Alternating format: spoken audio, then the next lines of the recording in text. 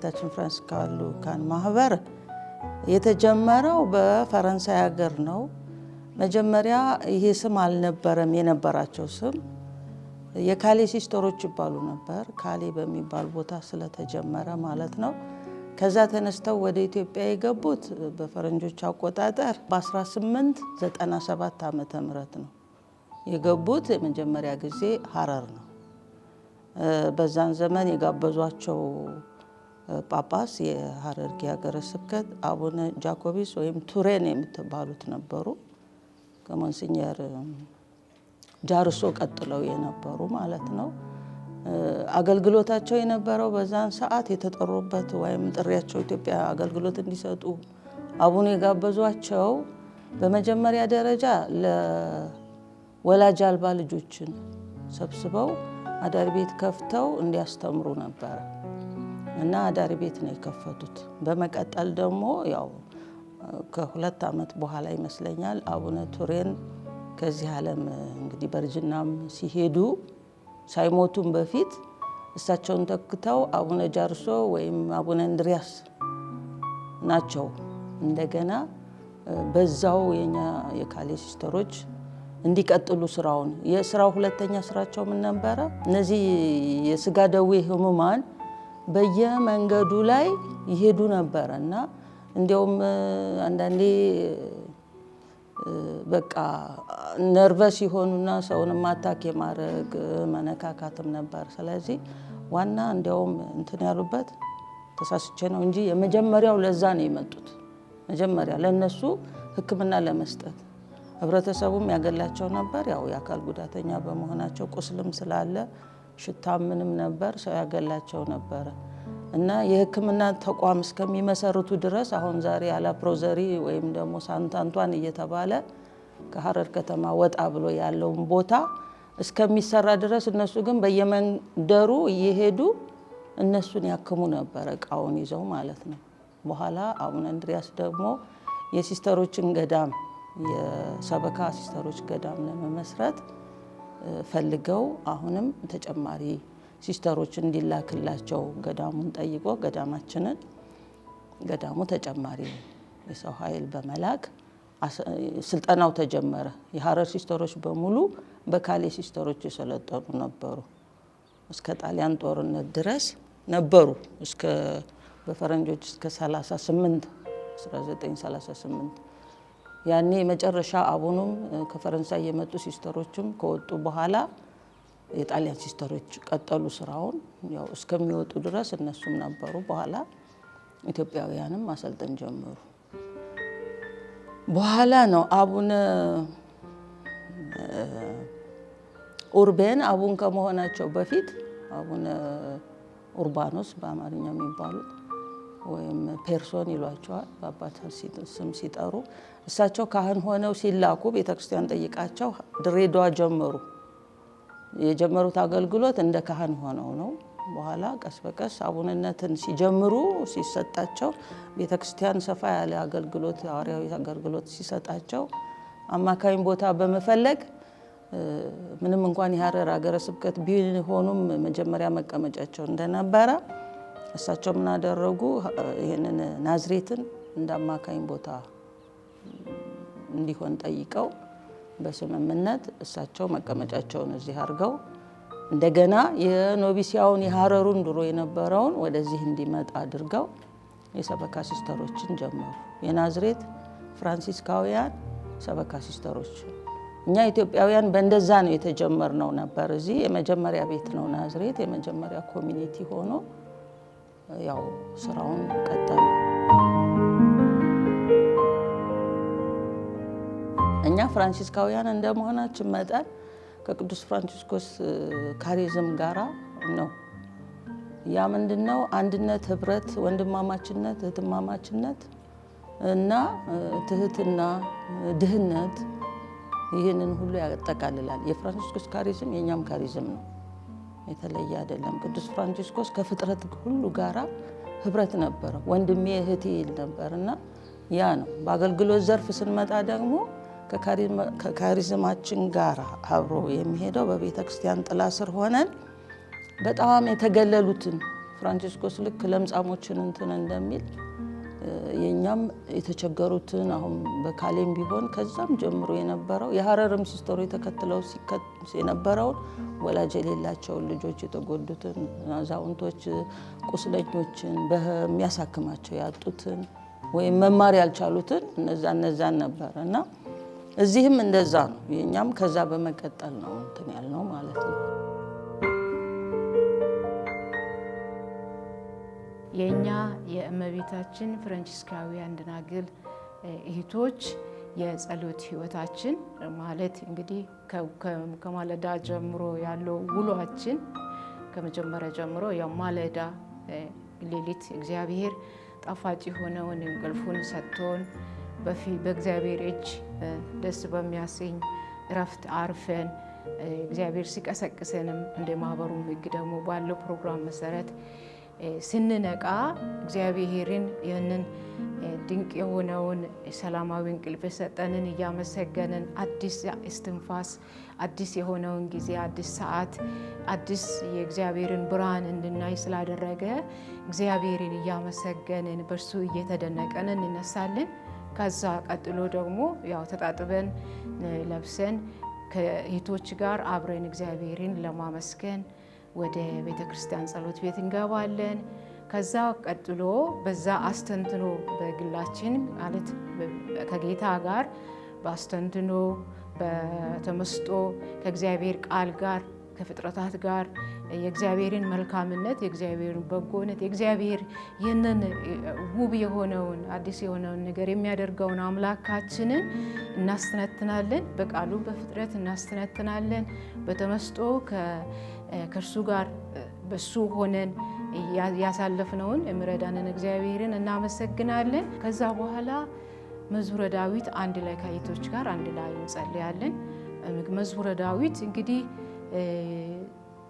ይሄ ጸሎት ነው ማለት እግዚአብሔርን ከዚህ በፊት የነበሩ የእግዚአብሔር ሰዎች ቅዱሳኖች በሙሉ እያመለኩት እያመሰገኑት እየለመኑት እግዚአብሔርን እያወደሱ ያለፉበት አሁን እኛ ደግሞ የቀጠል ነው ቤተክርስቲያን የምትቀጥለው ጸሎት ነው እና በዚህ ጸሎት ከቤተክርስቲያን ጋር ከእግዚአብሔር ሕዝብ ጋር አብረን እናመልከዋለን። ቅዱሳኖች አብረውን ያመልካሉ። ስለዚህ እግዚአብሔር የሚመለክበት ልዩ ጊዜ ነው መዝሙረ ዳዊት ለእግዚአብሔር የሚዘመርበት እና በዚሁ መካከል እንግዲህ ጸሎት ያው ንስሐ የምንገባበት እግዚአብሔር ፊት ምህረት የምንለምንበት ለራሳችን ለቤተሰቦቻችን ለገዳማችን ለቤተ ክርስቲያናችን ለሀገራችን ለዓለም ሁሉ በእግዚአብሔር ፊት ምህረት ንስሐ የምንገባበት ምክንያቱም እግዚአብሔር እንደ አምላክነቱ እንደ መለኮት ታላቅነቱ ብዙ ጊዜ ባለማስተዋል የሚገባው ምስጋና ባለመስጠት የሚገባውን አምልኮ ባለመስጠት በሚገባው እግዚአብሔር በብዙ ሊወደስ የሚገባውን አምላክ ሳናወድሰው በመንቀርበት በማሰብ ባለማሰብ አቅም በማጣት በብዙ መንገዶች እግዚአብሔር ስለሚበደል ስለዚህ ስለራሳችንም እግዚአብሔር ፍጹም ስለሆነ እኛ ደግሞ ያው እያንዳንዱ ጥቃቅን የምንገነዘበውንም ማንገነዘበውንም ንስሐ የምንገባበት እግዚአብሔርን ደግሞ ከፍጥረታት ሁሉ ጋር የምናወድስበት የምናመልክበት ከፍ እያደረግን ለክብሩ የምንዘምርበት ብዙ ጸሎቶችን የያዘ ነው የመዝሙረ ዳዊት ጸሎት። ስለዚህ ብዙ እግዚአብሔርን እናመልካለን ከሰማይ ጉባኤ ሁሉ ጭምር ጋር። ከዛ ቀጥለን ደግሞ ቅዳሴ እናስቀድሳለን። የመጨረሻ ሙላት የምናገኝበትን የጌታ ኢየሱስ ክርስቶስን ስጋና ደም እናገኛለን። ስለዚህ በየቤቶቻችን አጋጣሚ ካህናቶች በማይገኙበት ቦታ ላይ ያለን ማህበራችን ላይ ያሉ ቤቶች ቅዱስ ቁርባን ከጸሎት ቀጥሎ ቅዱስ ቁርባን ለመቅረብ ቅዳሴ በማይገኝበት ቦታዎች ላይ ከቤተክርስቲያን ፍቃድ በማግኘት ከቤተክርስቲያን ፍቃድ ተገኝቶ የመጀመሪያ የቃል ስርዓት አምልኮ ይደረግና ከጸሎት ቀጥሎ ቅዱስ ቁርባን እንቆርባለን። ስለዚህ በየቀኑ ከእግዚአብሔር ቃል ጋር ከጸሎት ጋር ከቅዱስ ቁርባን ጋር አብረን ህይወታችንን እንገነባለን። እና ጸሎታችንን ደግሞ የምናደርጋቸው ማለት ይሄ አሁን የጠዋት ገና ጅማሬ ላይ ያለው ነው።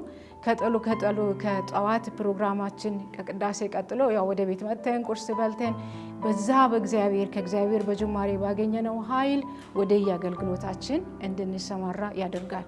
ስለዚህ ከዛ በኋላ ደግሞ ቀን ውሏችን ብለን አሁን ጸሎቱ ማለት ነው ማታም ላይ እንደገና ይህንን ቀኑን ሙሉ እንድንጓዝ እስትንፋስ የሆነው አምላካችንን የረዳንን አምላካችንን አብረን ደግሞ እንደገና በመዝሙረ ዳዊት አስተንትኖ በተመስጦ እግዚአብሔር ጋር እንገናኛለን። በእግዚአብሔር ፊት እናቀርባለን። ለተሳካልን ላልሆነው ነገር ደግሞ በእግዚአብሔር ፊት የምናቀርብበት አንድ ላይ የምናቀርብበት ልዩ ከእግዚአብሔር ጋር የምናሳልፍበት ጊዜ ነው የሚሆነው።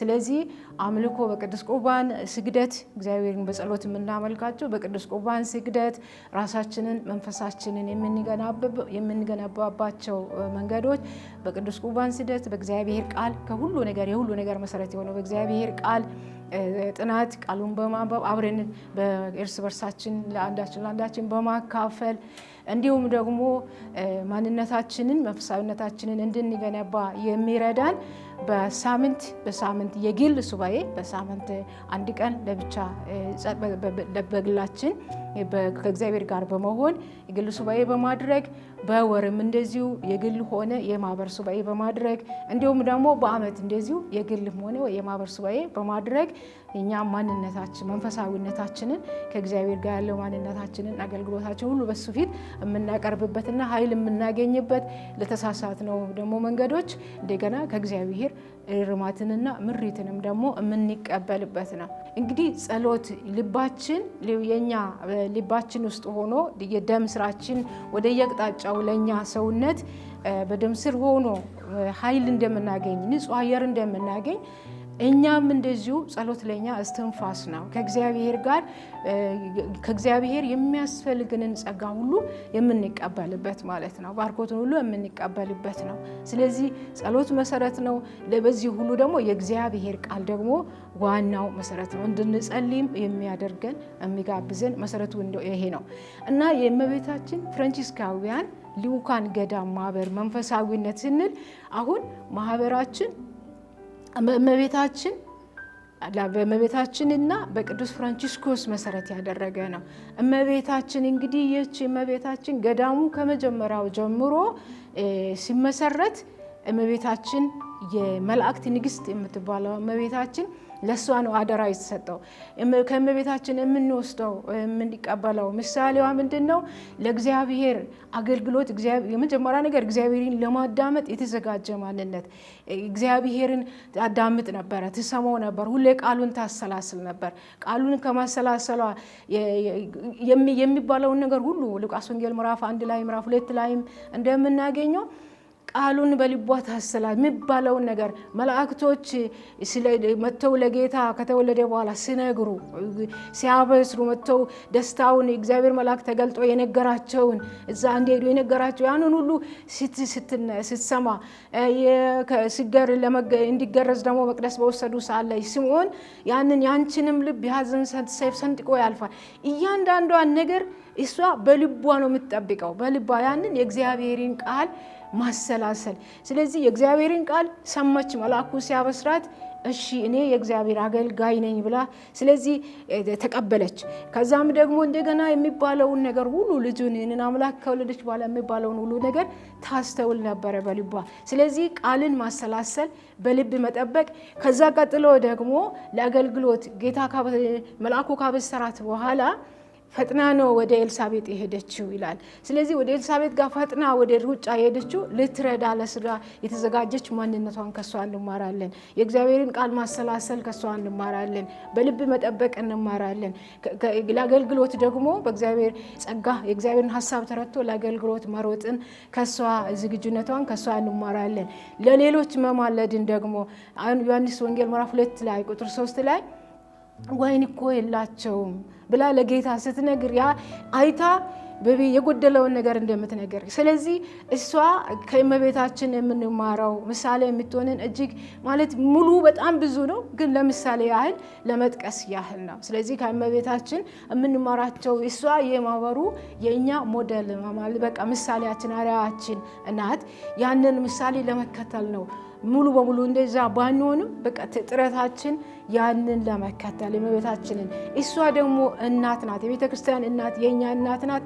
በአማላጅነቷ ሁል ጊዜ በቃ በእያንዳንዱ እርምጃችን እንደምትረዳን እናምናለን።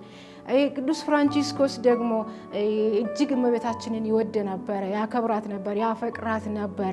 ይህንን አምላክ ወደኛ ያመጣች ብሎ ስለዚህ ከቅዱስ ፍራንቺስኮስም ጭምር የእሷን ፍቅር እንድንማር ያደረገው የቅዱስ ፍራንቺስኮስም መንፈሳዊነት ነው።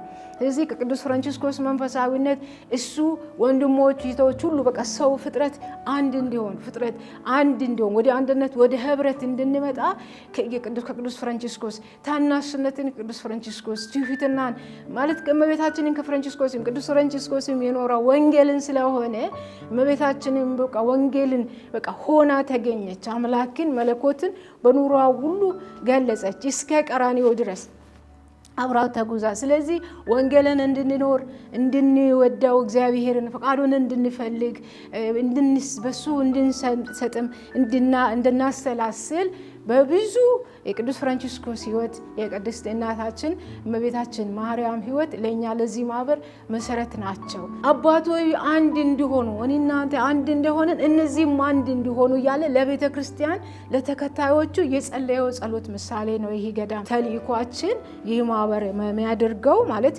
ከዚህ መንፈሳዊነት ይህንን ያገኘውን መንፈሳዊነት ይዞ በያለበት ገዳማችን በያለበት ቦታ የሚያደርሰው በህብረት እየኖረ እንዲሁም ደግሞ እርቅ እየፈጠረ ህብረት በመጣፋበት ቦታ እርቅ እየፈጠረ ሰዎች ወደ አንድነት እንዲመጡ ወደ ፍቅር እንዲመጡ ወደ እግዚአብሔር ሙላት ውስጥ እንዲገቡ ወደ እግዚአብሔር እረፍት ውስጥ እንዲመጡ በፍቅር በቃ እንደ ቅድስት ሥላሴ አብ ወልድ መንፈስ ቅዱስ እንደሆነው ወደዛ ወደ መለኮት ውስጥ ሰዎች እንዲመጡ መጋበዝ ነው። ኃይል የምናገኘው እግዚአብሔር ቃል ነው።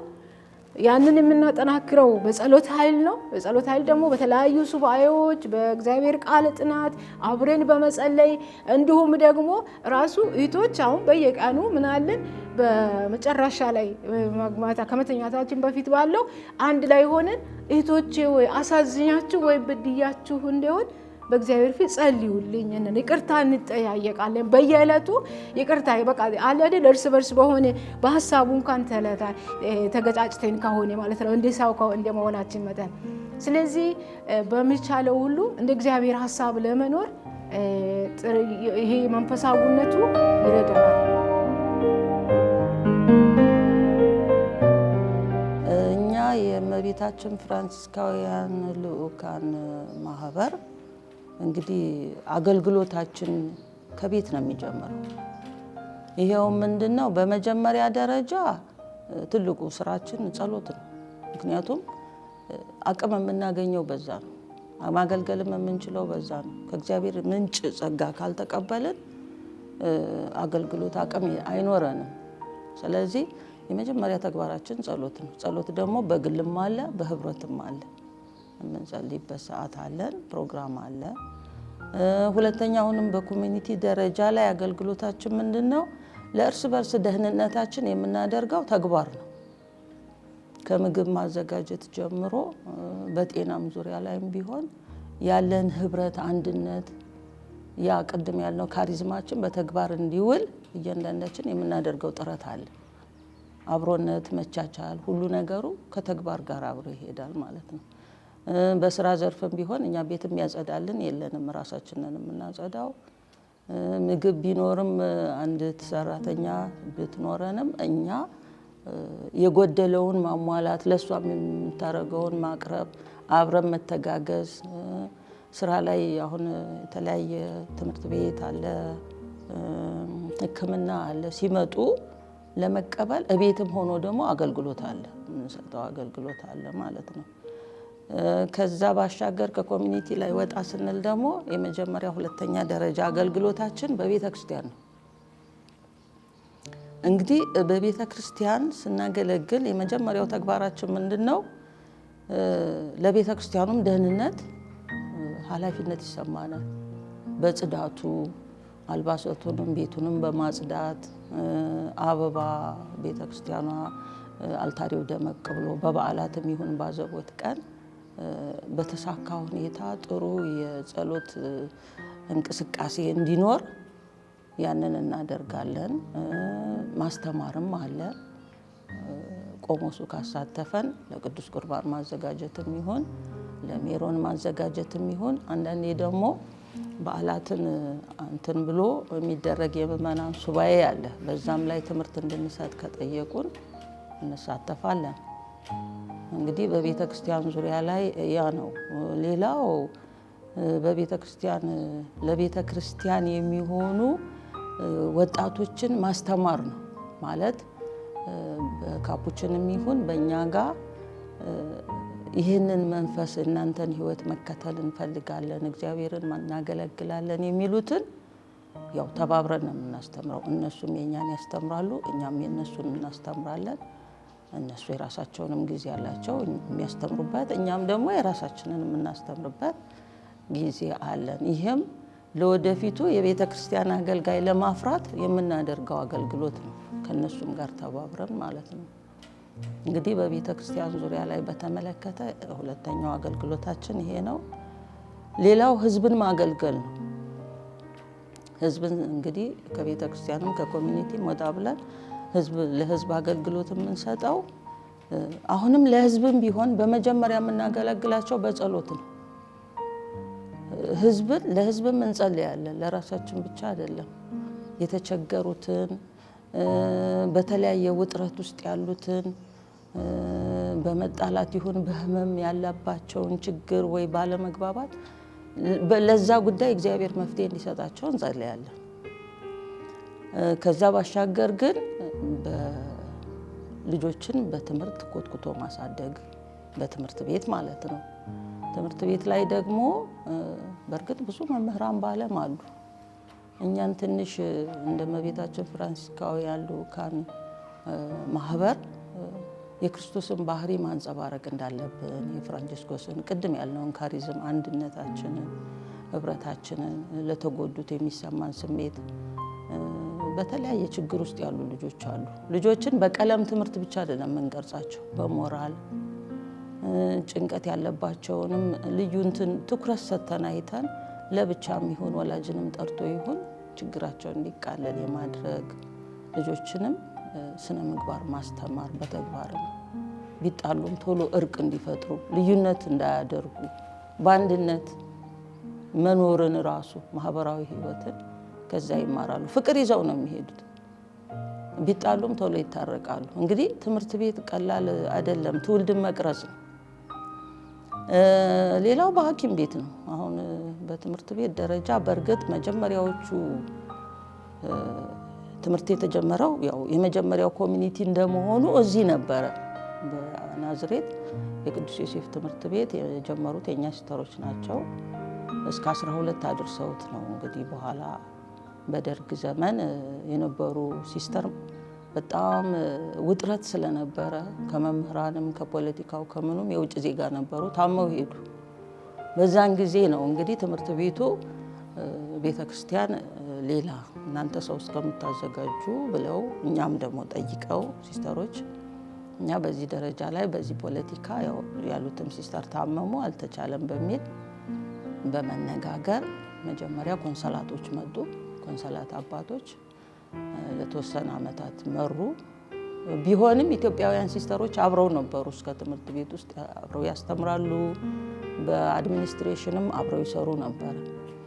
ቀጠለ እስከዛ እና ኮንሰላታ ማህበር ደግሞ አይ እኛ እኮ ጥሪያችን ትምህርት ቤት መስራት ሳይሆን ለምእመናን አገልግሎት መስጠት ነው ሰው ፈልጉ በሚል እንደገና እኛንም ተረከቡ ሲሉን ዝግጆች ስላልነበርን፣ ምክንያቱም ፖለቲካውም ገና አልበረደም እና ያለውንም ቻለንጅ በቃ የመቋቋሙ ነገር ሰው መዘጋጀት ነበረበት። እንደገና ወደ ክርስቲያን ብራዘርስ ጥያቄ መጣ እና ክርስቲያን ብራዘርስ ያው አብረን ግን እንሰራ ነበር እስከ 2007 ዓመተ ምህረት ድረስ ማለት ነው። ቅርብ ጊዜ ነው ከዛ ሙልጭ ብለን የወጣ ነው እና ክላራም የተጀመረው በኋላ ነው። ሁለተኛው እንግዲህ በዚህ የተጀመረው ትምህርት ቤት አካቶ የምትባል ነበር። ከአካቶ በፊት ጨረቃ ሰፈር ነበረች ፊደል የምታስቆጥር ምንም መማር ያልቻሉትን ልጆች እና እዛች በትንሽ እንትን ውስጥ የሰፈር ልጆች ተሰብስበው ይማሩ ነበር። እሱም በሆነ ምክንያት ሳይሳካ ሲቀር እሱ ቀረ እና ክላራ ተጀመረ። እዚህ ክላራ ከተጀመረ በኋላ አራተኛው አሁን አካቶ ነው። አካቶ የተባለበት ምክንያት ደግሞ የአካል ጉዳተኞችንም ጨምሮ ነው የሚያስተምረው። ስለዚህ ሁሉንም የሚያካትት ነው። የተለያየ አካል ጉዳተኛ አለ፣ ማየት የተሳነው፣ መስማት የተሳነው፣ በዊልቸርም የሚሄዱ ነበሩ፣ አሁንም ሊኖሩ ይችላሉ። በዛ ነው እንግዲህ። ይሄ ደግሞ ምንድነው እነዚህ የአካል ጉዳተኞች በቤታቸው እንዳይቀሩ ያው ከካሪዝማችን ጋር አብሮ የሚሄድ ነገር ነው። ይሄም በቤት ውስጥ እውነት ብዙዎቹ ፎይታ ያገኙበት ነው። ተደብቀው የነበሩ ራሳቸውን እንዲችሉ ማድረግ እንዳቅማቸውን ከህብረተሰቡ ጋር ተገለው ሳይሆን አንድ ላይ ሆነው የሚኖሩበትን ለመፍጠር ነው እንግዲህ ያ ትምህርት ቤት የተጀመረው። አካቶ የተባለበትን ምክንያት ይሄ ነው። የትም ቢሆን የእኛን ትምህርት ቤት ወላጆች ልጆቻችን በስነ ምግባር ያድጉልናል በሚል ነው የሚልኳቸው። ስነ ምግባሩን በጣም ነው የሚፈልጉት። ለምን በቃ ያምናሉ። እዚህም ክላራም አሁን ስቲል ያምናሉ። ልጆች እዚህ ናቸው ማለት እነሱ መጥተው እስከሚረከቡ ወይም ሰርቪስ ወስዶ ቤት እስከሚያደርሳቸው በቃ ሙሉ በሙሉ ልጆቼ ምንም አይሆኑም የሚል ነው። በስነ ምግባሩም በጥበቃውም በደህንነታቸው ዙሪያ ላይ ተስፋ ያደርጋሉ። የጤና ዙሪያ እንግዲህ ጤና ያው ቅዱስ ፍራንቺስኮስ ቅድም እንዳልኩት ለምጻሞችን የተገለሉትን በብዙ መንገድ እንትን ያሉትን ክርስቶስም ያው በሽተኞችን ያክም እንደነበረ ከዛ በመቀጠል ነው በመራራት ነው። ተጨንቆ የመጣችው ጤነኛ ሆና ስትሄድ ወይም ጤነኛ ሆኖ ሲሄድ ትልቅ ነገር ነውና ጤና ቀስ በቀስ ነው እንትን ያልነው። የመጀመሪያው ዱቦ ነው ጤና የነበረው ለእናቶችና ለህፃናት ቢሆንም የታመመም ያው ድንገተኛም ወላድም ሁሉም ይገለገል ነበር። ከዛ የሚደግዱም ነበረ። የሚደግዱም በጣም ከሌሎች ሪፈር ለማድረግ የማይቻልና ያለውን ሁሉ ተጋፍጦ በጤና ላይ ለመርዳት ግድ የሚል ነው። ቁስለኛም ቢመጣ የተሰበረም ቢመጣ የተቻለውን ተረባርቦ የሚሰራበት ስራ ነበረ። ያው በዚህ ሰዓት አሁን እዛም ባንኖርም ትምህርት ቤትና ጤና እዛም እንሰራ ነበረ። በመቀጠል መተሐራ ላይ ነው። መተሐራ ላይ ያው መተሐራ ላይም ብዙ ስራ ይሰራል። ይሄንን ስል ያው በሄድንበት ሁሉ ቤተክርስቲያን ማገልገል ትምህርት ቤት ወይም ሐኪም ቤት ያለ ነው። አንዱን ስናወራ ሌላውን ትተን አይደለም። አንድ አይነት ነው እንትና አገልግሎታችን። የመተሐራም እንደዛው ነው። በቁምስናም በጣም በተለይ በናባሬኔ ጊዜ ሌሊት ሳይቀር ቅዳሜ መጥተው መዘምራን እዛ የመዝሙር ትምህርት ይሰጣቸዋል፣ መንፈሳዊ ትምህርት ይሰጣቸዋል። ጎን ለጎን ነው ይሄ ጤናውንም ትምህርት ቤትም ደግሞ ቀለሙንም እናስተምር የነበረው። በጤና ዙሪያ ላይ በተለይ እነዚህ ፖሊዮ ያላቸው ልጆች ወይም ጉዳት ደርሶባቸው ቤታቸው የቀሩ ልጆች ለነሱ ልዩ እንክብካቤ ነበረ።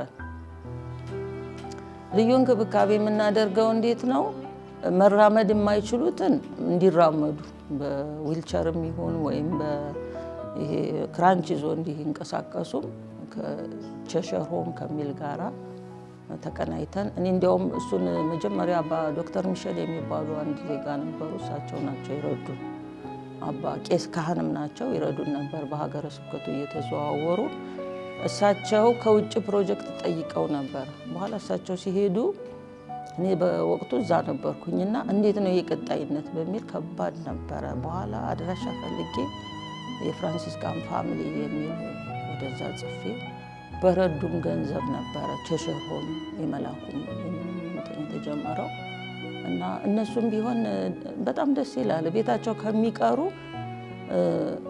ጤነኛም ባይሆኑ ሙሉ በሙሉ ተደግፈውም ቢሆን በቃ ደስተኞች ሆነው ያቅማቸውን የሙያም ትምህርት ተምረው ያቅማቸውን ሰርተው የዕለት ጉርሳቸውን እንዲያገኙ ማድረግ ትልቅ ነገር ነውና ትልቅ እርካታ የሚሰጥ ነው። እነሱም እንግዲህ ከቸሸር ሆም የሚመጡ አሉ፣ ጫማም ያደርጉላቸዋል።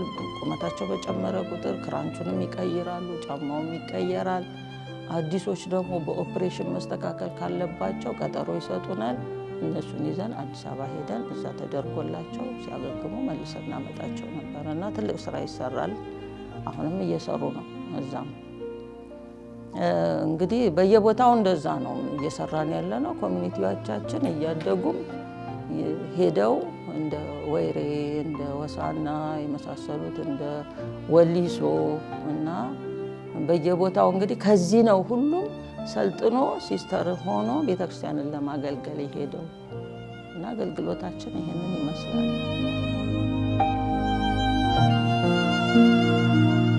የኛ እመቤታችን ፍራንቺስካውያን ልኡካን ማህበር ህንጸት ወይም ስልጠና መንፈሳዊ ስልጠና ነው የሚባለውና ያ ህንጸት የሚጀምረው ከአስፕራንት ነው። አስፕራንት፣ ፖስተላንት፣ ኖቪስ እና ጁኒየር ማለት ከመጀመሪያ ማላ ያደረጉት እህቶች፣ ከዛ ደግሞ ኦንጎይንግ ፎርሜሽን አለ መጨረሻ ማላ ያደረጉትም። ስለዚህ መጀመሪያ አስፕራንቶችን ነው የምንቀበለው፣ ተቀብለን ነው የምናሰለጥናቸው። እነኛን አስፕራንቶች የምንቀበለው ከየአካባቢ ነው፣ ከየቁምስናው ሂደት አለው የራሱ የማህበሩ። ከዛ እንቀበላቸዋለን። የምንቀበላቸውም በካቶሊክ እምነት የታነጸች ካቶሊካዊት የሆነችዋን አንድ አስፕራንት እንጠይቃለን። ከዛ በኋላ በቤተ ክርስቲያን ስርዓት የተጠመቀች ምስጢራትን የወሰደች፣ ከዛ በቤተ ክርስቲያን አካባቢ ልዩ ተሳትፎ ያላት ብዙ ተሳትፎ አለ። በቤተ ክርስቲያን አካባቢ የቤተ ክርስቲያን መዝሙር ሊሆን ይችላል። በቤተ ክርስቲያን ውስጥ የሚያሳትፉትን መንፈሳዊ አገልግሎቶችን የምታቀርብ፣ ከዛ ከቆሞስዋ ደብዳቤ ታመጣለች። የዛ ቁምስና አባል መሆኗና የዛ ቁምስና ልጅ መሆኗን የሚገልጽ ደብዳቤ ከቆሞሷ ታመጣለች። ሌላ ፊዚካሊም ጤናማ መሆን አለባት። ለምን እግዚአብሔርን ስናገለግል እዚህ ቦታ ላይ ተቸግረን አይደለም። እግዚአብሔር ሲጠራን በሙሉ ኃይላችን በሙሉ እውቀታችን ተዘጋጅተን እቺ አስፕራንት የምትመጣው ልትዘጋጅ ነው። እግዚአብሔር ጠርቷታል። በዛው ቁምስና በአንድ ቁምስና ይሆናል ተጠርቷታል። ያው በኤርሚያስም ትንቢተ ኤርሚያስ ምዕራፍ 1:4 ላይ ምንድነው ከመጸነሲ በእናቴ ማህፀን እያለው መርጬ ያለው ጠርቼ ያለው ነው የምለውና እነኚህ ልጆች ሲመጡም እኛ የምናስበው በዛው ቁምስና ስትኖር ወይ ስትወለድ ከእናቷ ማህፀን እግዚአብሔር ለዚህ አገልግሎት እንደጠራት ታሳቢ ተደርጎ ይህንን ሁሉ ነገር አሟልታ ወደኛ ትመጣለች ነው። ከዛ ቀጥሎ ሂደቱ 4 ሂደት ቅድም የነገርኳችሁ አለ። አስፕራንቶች ወደዚህ ሲመጡ እንቀበላቸዋለን። ተቀብለን አስፈላጊ የማህበሩን መንፈሳዊ ህይወቶችን እናስተምራቸዋለን። የማህበሩ በተለይ መጽሐፍ ቅዱስን በደንብ እንዲያውቁ ነው የምናደርገው። ምክንያቱም ለሁሉ ነገር ለጥሪ መነሻው የእግዚአብሔር ቃል ነው። እግዚአብሔር ራሱ ነው የሚጠራውም እሱ ስለሆነ መጽሐፍ ቅዱስን በደንብ እንዲያውቁ ይደረጋሉ። አንዳንዶቹ ትምህርታቸውን ይማራሉ። ዓለም ትምህርትም የሚማሩ አሉ። 12 ጨርሶ የሚመጡ አሉ። 12 ጨርሶ የሚመጡትን ትምህርት አሁን ትምህርተ ክርስቶስ ክርስቲያንም እናስተምራቸዋለን። መጽሐፍ ቅዱስ ይማራሉ። የማህበራችንን ዓላማ የማህበራችን የእመቤታችን ፍራንቺስካውያን ማህበር ለምን ፍላጎቷ መርጣ መጥታለችና ፍላጎቷ ምንድን ነው? ይሄ ደግሞ ምንድን ነው? የእመቤታችን ፍራንቺስካውያን ዓላማው ምንድን ነው? ራሱ መርጣ እስከመጣች ድረስ ማወቅ ግዴታዋ ስለሆነ ይህንን እናሳውቃለን። አካባቢውንም እንዲያውቁ። ምክንያቱም ከቁምስና አንድ ሰው ከአንድ አካባቢ ተለይቶ ሲመጣ አካባቢው ራሱ ግር ሊል ይችላል። ስለዚህ ይሄ ቤት መጀመሪያ ቤትነት እንዲሰማት ያቺ ልጅ የመጣችው እህት ቤትነት እንዲሰማት እናደርጋለን። ቤትነት ከተሰማት በኋላ የራሷን ዓላማ ትቀጥላለች። ይህ አስፕራንቶች ነው። በሁለተኛ ደረጃ እነኚህ ኖቪስ፣ ፖስተላንት እና ጁኒየሮች አሉ። ኖቪስ ራሱን የቻለ የኖቪሼት ቤት ራሱን የቻለ ቦታ ነው። ለምን ኢየሱስ ከሐዋርያቶች ጋር ሲኖር በማቴዎስ ወንጌል ምዕራፍ 16 ላይ ይህንን ትልቁን ስራ ይህንን ትልቁን መስቀል ለመቀበል ከእነሱ ጋር ሄዶ እነሱን አንድ ቦታ አድርጎ ሊጸልይ ነው ሄደው። እናንተ እዚህ ጠብቁኝ፣ እኔ ለብቻዬ ሆኜ ልጸልይ። እነኚህ ኖቢሶች አሁን ኖቢሼት ቤት እንዳያችሁትም ለብቻ ነው፣ አሰራሩም ለብቻ ነው፣ ስራውም ለብቻ ነው። ለምን? የጽሞናና የውሳኔ ቦታ ነው። ጽሞና ከማን ጋር ነው? ከእግዚአብሔር ጋር ነው። ራሳቸውን ከእግዚአብሔር ጋር የሚያደርጉበት ጊዜ ነው። የማህበሩን ፍራንቺስካን እመቤታችንን ፍራንቺስካን ማህበር አባልነታቸውን ለማረጋገጥ በጸሎት የሚያሳልፉበት የጽሞና የጸጥታ ጊዜ ቦታ ተፈልጎ ኖቢሼት ገለልተኛ ሆኖ እዛ ቦታ የሚኖሩት እህቶች ራሱ ለዚህ ዓላማ የሚረዱ እህቶች ተመርጦ ነው የሚቀመጡት እዛ ቦታ ላይ። ለምን እነኚህ ሲስተሮች እነኚህ ልጆች ነገ ሲስተር ሆነው እግዚአብሔርንና ቤተክርስቲያን የሚያገለግሉ ለራሳቸውም ደግሞ ይህንን ህይወት በትክክል እንዲኖሩ ኃይል የሚያገኙበት ቦታ ነው። ኃይል አግኝተው ኃይሉ መንፈሳዊ ኃይል አግኝተው የሚወጡበት ቦታ ነው ኖቢሼት። ከዛ ከኖቢሼት ከወጡ በኋላ ወደ አሁን ኖቢሼት የኛ 2 ዓመት ነው። አንደኛ ዓመት ይሄን ጊዜ ነው። በቃ ከሰው ጋር መገናኘት የለም። ብዙ ሰው እንግዳ ማይገባም። ማንም በማይገባ ቦታ ራሳቸውን እያዩ መጀመሪያ ማላ ያደርጋሉ። መጀመሪያ ማላ ካደረጉ በኋላ ጁኒየር ይባላል ወጣት ሲስተሮች። እነኚህ ወጣት ሲስተሮች መጀመሪያ ለ3 ዓመት ማላ ያደርጋሉ። ከ3 ዓመት በኋላ 5 ዓመት ይቆዩና 5 ዓመት በኋላ ለመጨረሻ ማላ ይጠይቃሉ። ያ ሰዓት ራሳቸው ናቸው በፍላጎታቸው የጠይቅ። ማህበር ግን ያሳስባል። አንቺ 5 ዓመት ደርስሻልና መጨረሻ ማላ ማድረግ ትችያለሽ ትባላለች። እስከዛ ግን ምንድነው አሁንም መንፈሳዊነቱን ነው የሚከተሉት። በየኮሚኒቲ ይመደባሉ። በየኮሚኒቲ ሐዋርያዊ ስራ ይሰራሉ። ሐዋርያዊ ስራ ግን ሙሉ ኃላፊነት ተሰጥቷቸው አይሰሩም። እንደ ሌላው መጨረሻ ማላ ያደረገች እህት ኃላፊነት ተሰጥቷቸው አይሰሩም። ምክንያቱም ስልጠና ላይ ናቸው እነሱ አሁን። ለምን? ለመጨረሻ ማላ ስልጠና ላይ ስለሆኑ እነኚህ እህቶች አሁንም በየጊዜ ወደ ፎርሜሽን ቤት እየመጡ ይማራሉ። መንፈሳዊ መጽሐፍ ቅዱስም የማህበሩን ታሪክ የማህበሩን ፍራንቺስኮስ ሕይወት እነኛን በደንብ አውቀው የማህበር ደንብና ሕግ አለ። ደንቡንም ይማራሉ በደንብ። ለምን? ለመጪ መሐላ ሲደረግ ይህንን 3ቱም መሐላዎች ታዞ ደህንነትንና ንጽህና መሐላዎች ስለሚያደርጉ ይህን ሁሉ ይማራሉ። እነኚህ ጁኒየሮች ወጣት ሲስተሮች ነው የምንላቸው። ወጣት ሲስተሮች ይህንን መጨረሻ መሐላ ከ5 ዓመት በኋላ ያቺ እኔ ተዘጋጅቻለሁ ብላ ካደረገች በኋላ መጨረሻ መሐላ አድርጋ ማህበሩን ሙሉ በሙሉ ትቀላቀልና ሙሉ ኃላፊነቱን ትወስዳለች። የራሷንም ኃላፊነት ከማን ጋር? ከእግዚአብሔር ጋር እና ከማህበር ከኛ ከኢቶች ጋር።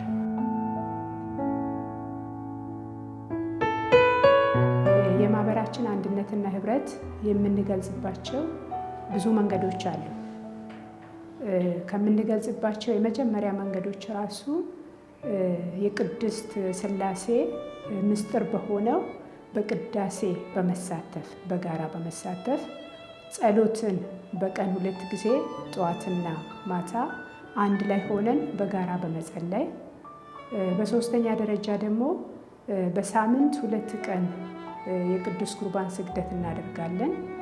ያም ሰኞ ለዓለም ሰላም ለሀገራችን ሰላም፣ ሐሙስ ደግሞ በመላው ዓለማችንና በኢትዮጵያ ለሚገኙ ኮሚኒቲዎች በጋራ በሀሳብ አንድነት እንጸልያለን። በሶስተኛ ደረጃ በሱባኤ በዓመታዊ ሱባኤዎች ላይ እንሳተፋለን። ዓመታዊ ሱባኤ የሚያዘጋጅልን ማህበሩ ነው። ወራዊ ሱባኤዎችን ደግሞ የሚያዘጋጅልን ኮሚኒቲው ራሱ መቼ ነው የሚመቸን፣ በወሩ መጀመሪያ ቅዳሜ ወይስ በወሩ መጨረሻ ቅዳሜ ብለን ተስማምተን ባወጣነው መሰረት በመንፈሳዊ ሱባኤዎች እንሳተፋለን። መንፈሳዊ ስብሰባዎችንም እናደርጋለን። ለኮሚኒቲያችን ግንባታ በሚያስፈልጉ ነገሮች ለመወያየት ወራዊ ሱባኤዎችን እናደርጋለን። ማህበር ደግሞ የሚያዘጋጃቸው የህንጸት ቀጣይ ህንጸት ፕሮግራሞች አሉ። በነዛ ህንጸት ፕሮግራሞች እንደየደረጃችን እንሳተፋለን። በዛ መልኩ ነው የማህበራችንን አንድነታችንና ህብረታችንን የምናጎለብተው። በቀን 3 ጊዜ በገበታ ዙሪያ በመገናኘት በጸሎት ጠዋትና ማታ ቅድም እንደጠቀስኩት በቀን 2 ጊዜ በጸሎት ህብረት አንድ ላይ ሆነን በመጸለይ ማታ ደግሞ ሁሉም ከሰራበት ከስራ ዘርፍ መጥቶ ቴሌቪዥን በጋራ በማየት ያንን ወቅታዊ ዜናዎችን የምንከታተለው ለምንድን ነው? የምናያቸውን የምንሰማቸውን ነገሮች ግንዛቤ ውስጥ አስቀምጠን ለዓለማችን፣ ለሀገራችን፣ ለገዳማችን፣ ለቤተ ክርስቲያናችን ለመጸለይ ይረዳን ዘንድ ነው። ከዛም ባለፈ በትላልቅ በዓላት ጊዜ በበለጠ አብሮ የመሆን እድል አለን። በተለይም እድለኛ የሆንን ናዝሬታውን እድለኞች ነን። 3 ኮሚኒቲ ነው በናዝሬት ከተማ ውስጥ ያለንና በበዓላት ጊዜ በፋሲካ፣ በገና፣ በዓመት መለወጫ ጊዜ አንድ ላይ ነው የምንሆነው። በተለየ መልኩ ደግሞ እነዚህ 2 ኮሚኒቲዎች አንድ ላይ ሆኑና እናቶችን ጥየቃ ነው የሚሄዱት። በዛ ፕሮግራም የተለያየ ሪክሬሽኖችን አዘጋጅተን አስፕራንት የሚኖረን ፖስትላንት የሚኖረን እነዛን ወጣቶች ይዘን ሄደን አብረን በልተን ምሳ አዘጋጅተን ይዘን ነው የምንሄደው እና ያንን እናቶችን አብልተን አጠጥተን ሪክሬሽን አብረን አድርገን መንፈሳዊ መዝሙርም ካለን አብረን ዘምረን ስመሽ ወደ የኮሚኒቲያችን ነው የምንመለሰው እና በእንደዚህ አይነት መልኩ ነው ያለንን አብሮነታችንን የምንገልጸው። በተለየ መልኩ ደግሞ በየኮሚኒቲው በቀን 3 ጊዜ ገበታ ላይ ቁርስ ላይ እንገናኛለን። ምሳ ሰዓት፣ ራት ሰዓት። ይህ ትልቅ አጋጣሚ ነው።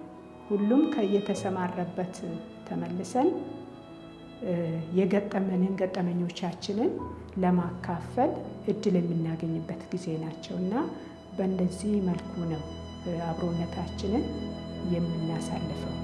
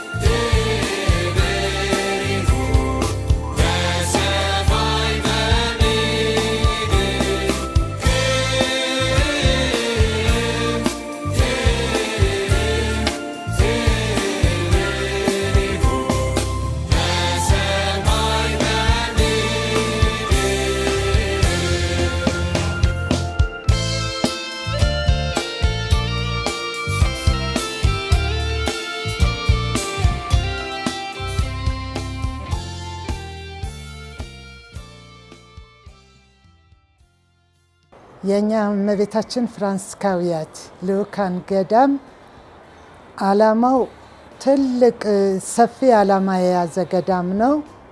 በማስተማር በጤና ሙያ በክሊኒክ እንዲሁም ደግሞ በውመን ፕሮሞሽን በሐዋርያዊ ስራ በተለያዩ ተግባራት እንሳተፋለን። ይህም አገልግሎታችን የምንሰጥባቸው 5 የቤተ ክርስቲያን አካላት አሉ። ያም ማለት አዲስ አበባ፣ ናዝሬት፣ ወሊሶ፣ የዌሬ፣ እምድብር እንዲሁም ወላይታ ሶዶ፣ ቡከማ በአጠቃላይ 12 ኮሚኒቲዎቻችን አገልግሎት እንሰጣለን። ወደኛ ሊመጡ የሚመኙ ወይም ጥሪ የተሰማቸው እህቶች ወደኛ እንዲመጡ በላቀ ፍላጎትና በላቀ እህትማማችነት ፍቅር እንቀበላቸዋለን። እንኳን አደረሳችሁ። መልካም የክርስቶስ ልደት